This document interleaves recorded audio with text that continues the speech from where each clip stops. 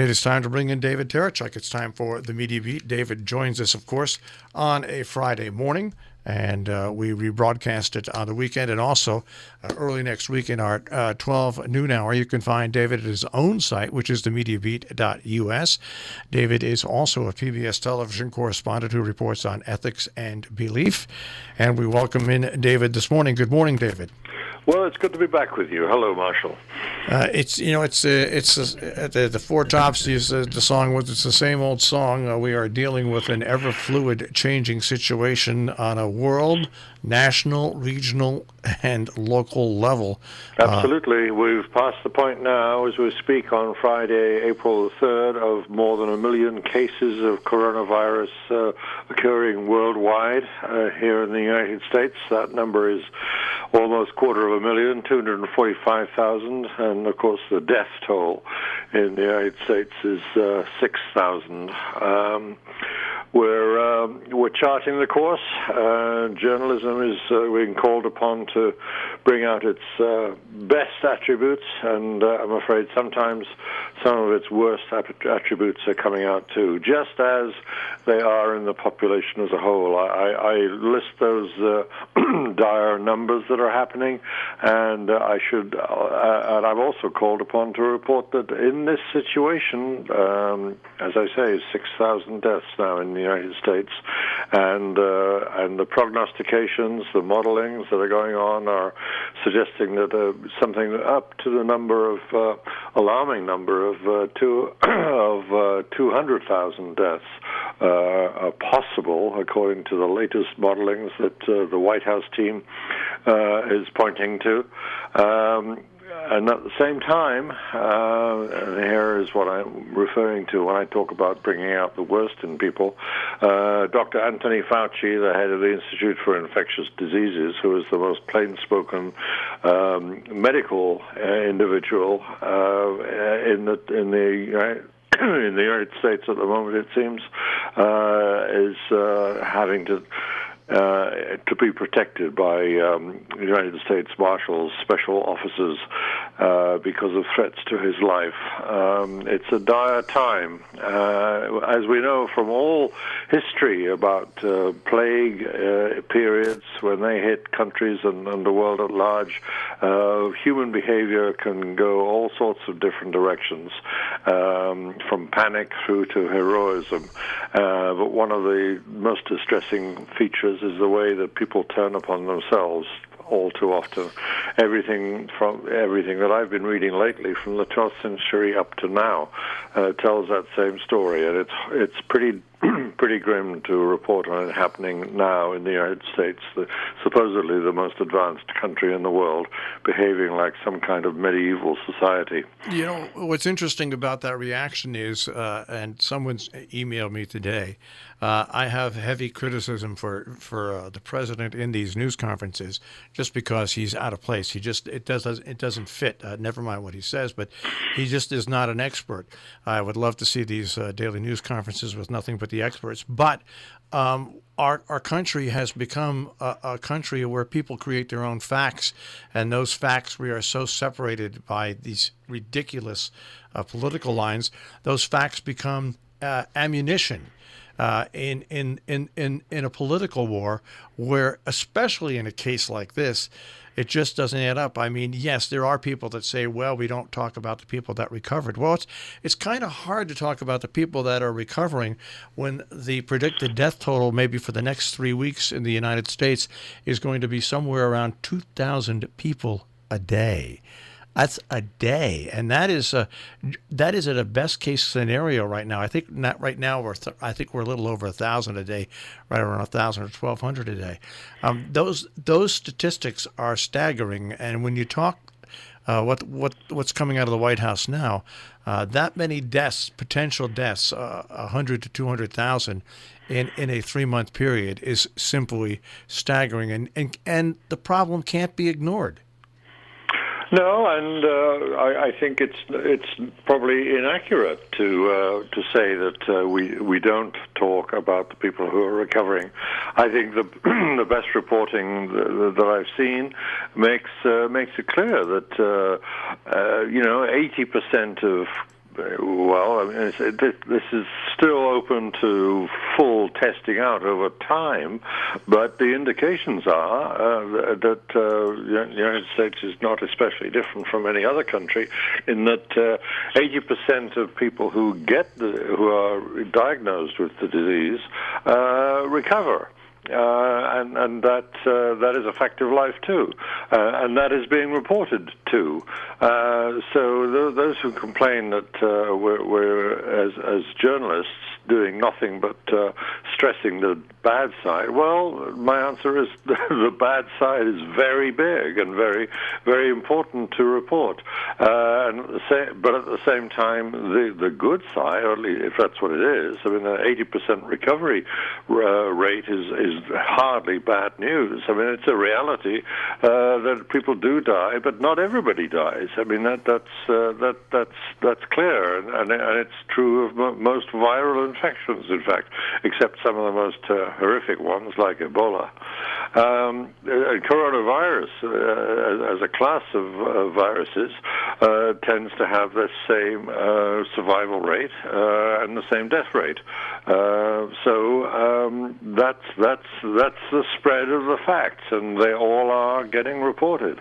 But of course, people who have an agenda don't want to accept that and want to talk about the press as the enemy of the people who distort the truth, and that's on the whole not what journalists do. I think there are some journalists who distort the truth, but they don't qualify for the name, in my opinion. Yeah, it's this situation that we're in, and what most people fail to realize is any pandemic, any major outbreak of a healthcare issue is always going to affect those with the weakest immune systems, those who are older, and those who have more chance to be really in high risk category, and those are the people that really you look about and you look at our healthcare system. And David, you just have to say, over the past 5, 6, 7 years, the Congress and the President and all members of Congress have just not taken healthcare seriously, where you have 33 million Americans without healthcare, and then boom, all of a sudden you have a pandemic like this. It is even more discouraging that we as a country don't have health care that can help people out immediately. Yeah, and it shows up nationally and it shows up locally. We all know cases of people who've not got coverage and who've had a horrific experience with the insurance bureaucracy that they have to go through to be able to get the kind of care and to be able to pay for the care that they need. Well, another thing, we have a correspondent, Maria Rastoffer, who joins us, and she does a report on what's going on in the EU. And I'll tell you what, Switzerland is a place that has a lot that's going on there with the coronavirus as well. Sure. Yeah. Well, every country has a situation report. I think some of the best reporting I've heard is from both the BBC and the Deutsche Welle internationally, and to do a checklist and check around and ask your extended newsroom representatives the world over to bring you the stories from each country as you tick around the globe is a very sobering thing to do periodically, from the example of South Korea through to an interesting case of South Africa, where they have a very advanced medical establishment, although they struggle with enormous problems with a large uncovered population. The coverage of medical care is very unevenly spread in South Africa. Of course, it's still a very divided society after years and years of white minority rule and suppression of the majority black population, but they're struggling valiantly and rather effectively so far with their measures to keep the infection rate down. So there's a mixed mixed pattern of responses internationally, and it's useful just to take a step back. It's also very valuable to see, I think, at times like these, journalists going back to basics. My own home newspaper, the New York Times, has done a wonderful. Well, it's a bad word to use in a way, wonderful, because it's talking about something really so very grim. But it's again very sobering and very reality-based, to take a leaf out of basic journalism and go into what I often call the funeral home beat. It's an interesting way of taking a snapshot of how society is reacting to a crisis, and that's to take a look at the specialists who are called upon to take on an extra load at a time like this. And of course, that's the funeral home business, the mortuary system. New York now shows the need, and it's been reacted to. There is a new provision in New York City. There are 45 new mobile morgues going into service in New York. There have been at this point more than 1,500 deaths in New York City. As you know, it's the epicenter of the country's experience of coronavirus. And at the moment, all the hospitals' in-house morgues have been filled to capacity, and support staff are brought in and a seconded format from the military to operate these new mobile morgues, going around to the hospitals and taking the additional number of corpses to deal with, and they're having to organize in a way, not exactly mass burials, but ramping up and saving as much space as they possibly can in the city's cemeteries. It's dire material to report on, but it's very revealing to have it reported on. And just one, example of how much our world has changed in the last 2 months. The last report we got from the EU was that the fear factor. This is an interesting story that she pointed out. Sweden is the lowest fear factor country when it comes to worrying about the coronavirus. Only 31% of Swedes say they're very or somewhat concerned, and yet they're number 5 on the list of where of contracting the virus, and maybe, just maybe, it's because they have a healthcare system that they're all afforded to join in. I mean, it's an interesting story to look at. You look at Italy, Spain, France, the UK, Sweden, Denmark, the United States. The countries that have the lowest people worrying about this are the countries that have, and dare I say this, free health care for all. Yeah, well, in financial coverage, it's a well-known practice now that one of the best indices for the financial health of any given society or any particular business sector is to inquire into what is called business confidence.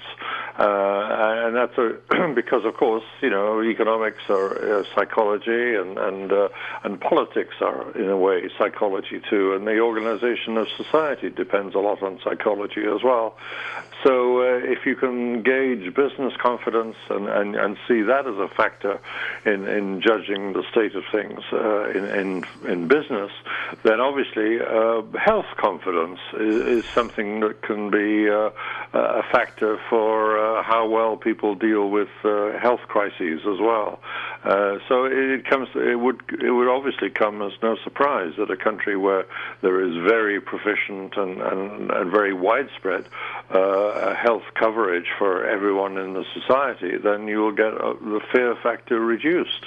That almost goes without saying. But I'm glad that someone's putting the shoe leather into actually reporting that and finding out how true it is. Well, it's interesting because what's going on what's going on in Sweden is that life is going on as normal. Now they have banned gatherings of 50 people or more, okay, and that forces restaurants and bars to avoid overcrowding.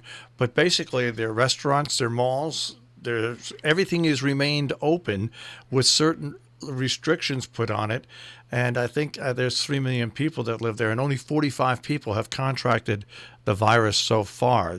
It's just, you look at a country like that and people say, well, it's a small country. Well, it's still 3 million people, you know what I mean? And proportionately, the numbers speak for themselves. I mean, it's a low infection rate is testimony, I think, to a society that does take health seriously. It's it's like Sweden is not on a lockdown, but we here at the United States, let's bring it back to the United States, and this is one thing I haven't. You can contrast on the way as you bring it back to the United States. You contrast it with a society like Singapore, where people are in dire danger of being of criminal punishment if they break the quarantine rules. I mean that societies are very different. Singapore and Sweden are almost opposite poles.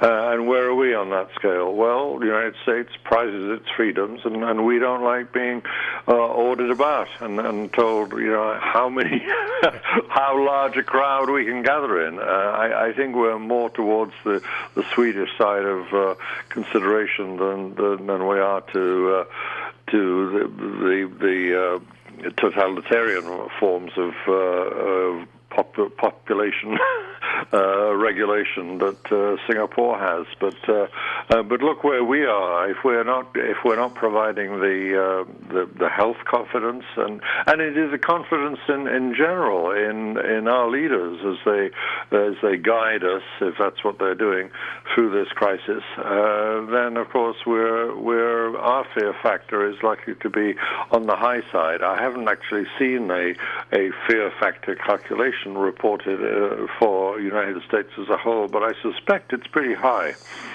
But you also look at the United States, and you cannot, if you're united and you're a country, it's very hard to have lockdowns on certain things in certain states and have people obviously travel back and forth between state borders and things like that.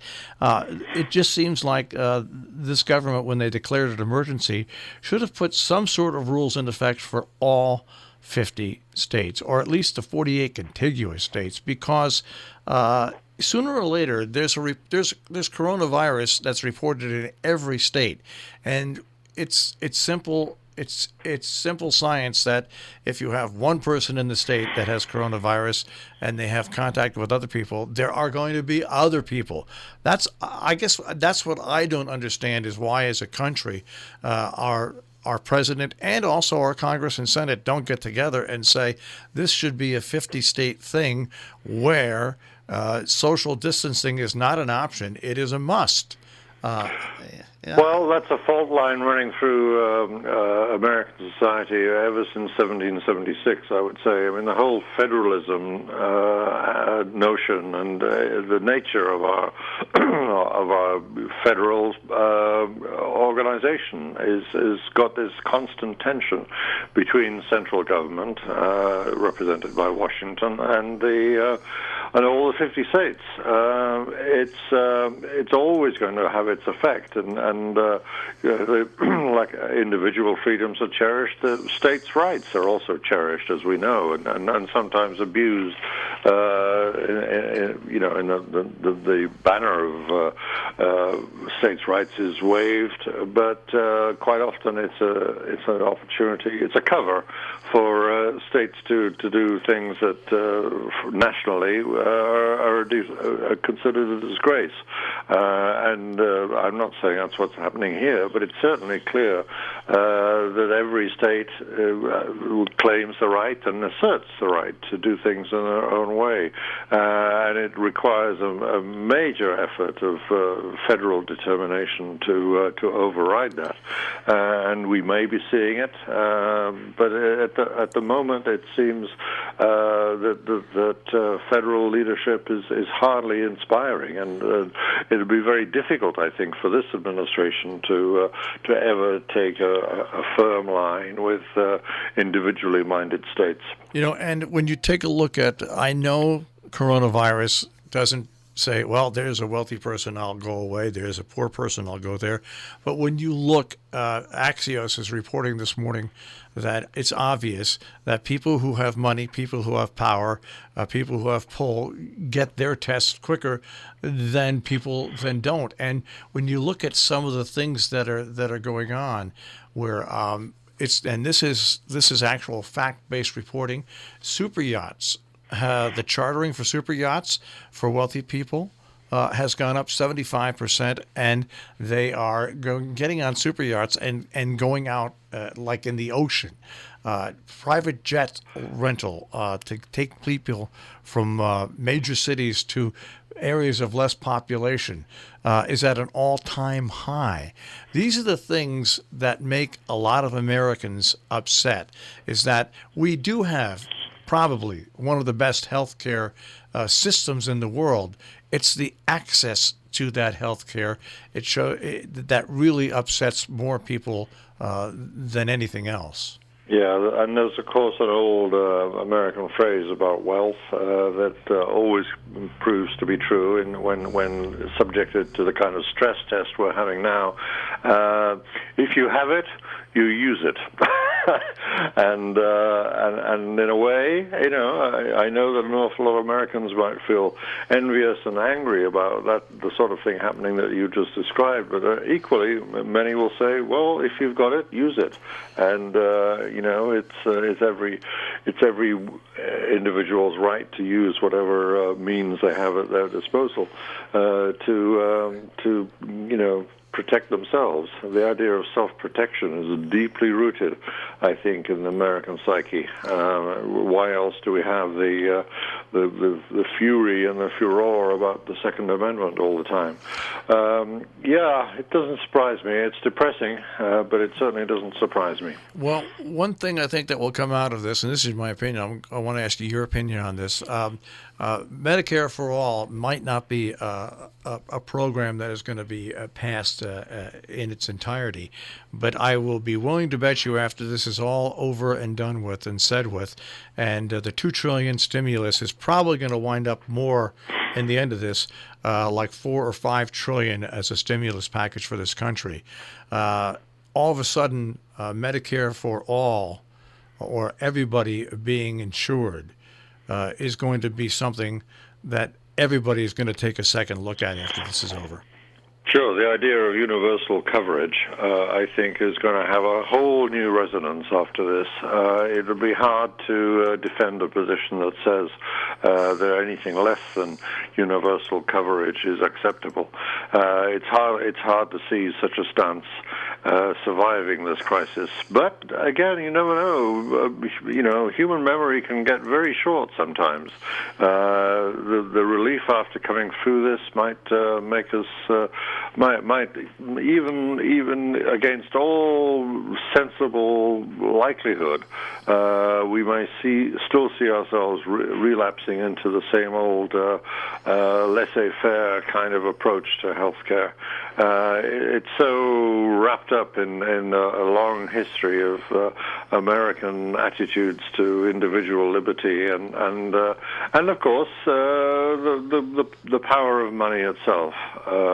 Money talks, and even in a massive health crisis period, money will remain the loudest talker in the room, I'm sure. And isn't it amazing? To me, it's not amazing, but I think it's eye-opening that when you have a worldwide pandemic that is affecting every country, all of a sudden threats of North Korea, Iran, the Soviet Union, all this falls by the wayside as each country is trying to deal with this problem, and it becomes abundantly clear that yes, there are a lot of problems in this world, but when it comes to people dying in mass numbers, that is really an important story that's important in every single country that's facing this. Sure, but at the same time, let's not forget that these realities of international tension and rivalries are going to go away simply because of a pandemic that literally is pan. You know, it affects everybody, every single country. North Korea has not changed its approach to firing off missiles whenever it feels like it. That's still a given, and when this is all over, these same problems will still be there to bedevil us, and we need to keep a wary eye on what's going on, even through the crisis of the coronavirus affecting us all. Okay, so we've got about 5 minutes left, and take a look at what your general thought is about the media coverage, not only here, but in other media markets around the world. How has the media done in covering this pandemic? Well, it varies, like always, but I think the American landscape is dotted with examples of extraordinary excellence and some hysteria, not just some hysteria, quite a lot of hysteria, and I'm glad to see. I think on the whole, I'm impressed that the American media, if I can generalize for a moment, has been shaken down a bit by this whole experience, and I think some of the hysteria is now being squeezed towards the edges, and you're getting a consensus of relative sanity and balance and good sense throughout it all. In the United Kingdom, my old home country, you've still got a lot of politicization, which is sort of endemically woven through the entire media scene, especially newspapers, which are the mainstay, although the actual physical paper publications are not as important as they were, but they actually still dominate the thinking, if you like, of the media mainstream, and you get the extraordinary division in British publications between right and left, which is even more partisan, in some ways at least, than it is in the United States. And as for the rest of the world, well, it's very much reflective of the political quality of each society. As I say, South Africa is an interesting case of openness and straightforwardness in the institutional dealing with the crisis, and the press is generally in step with that, critical of government when it needs to be, and supportive of it most of the time, as it tries to do the best work that it can. And that's the pattern in many countries. China, of course, is a separate case. I mean, what's been interesting there is that it has been the media that has been so effective in keeping not exactly a regulatory hand on government, but making it clear to the rest of the world that the Chinese numbers that are getting reported is that yes, they were hidden from the press and the public to begin with in the very beginning. Then they got better, and now they're playing their full part, according to the World Health Organization, in reporting their numbers fairly and effectively. But the press, doing the sort of job that it should do, is making it clear that still China is incapable of coming out totally honestly about exactly what's going on, and are still underestimating these figures, and so much so that, not surprisingly, the intelligence networks of the world are being called upon to verify the Chinese figures, and in fact, unsurprisingly, they're finding them wanting, and finding them to be underestimates. So the press plays its part in this complex network of sorting out truth from fiction. And we'll wrap this up with one nice story out of Sharon, Connecticut. Brent Colley posted a video on his Instagram account. He's our first selectman here in Sharon. And I posted just a clip of a picture. Sharon had its first pandemic wedding out in front of Town Hall with an official with a face mask on, and the couple 6 feet away from the official, and they got married in front of Sharon Town Hall outside in a ceremony. So now that's local reporting at its best. Exactly what I was talking about before. The press comes into its own at times like this. All right, David, stay safe and stay healthy, and we'll speak to you next week. Look forward to that. Take care. The Media Beat with David Tereshchuk here on Robin Hood Radio, robinhoodradio.com. You'll find it on Facebook, and you'll also find David's report on robinhoodradio.com on demand, The Media Beat with David Tereshchuk.